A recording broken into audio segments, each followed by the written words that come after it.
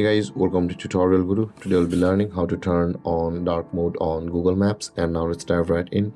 Now to turn on the dark mode, first open up your Google Maps application on your phone, and on this interface at the top right corner of the screen you can see your profile picture icon available for us.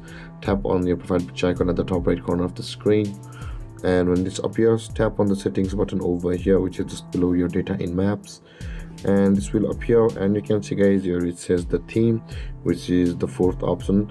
Tap on theme and this kind of interface will appear.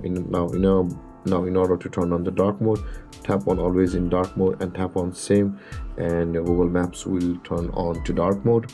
And with that being said guys, this is how to enable or turn on dark mode on Google Maps.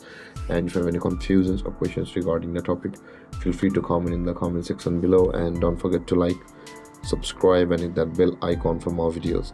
Thank you for watching guys. Peace.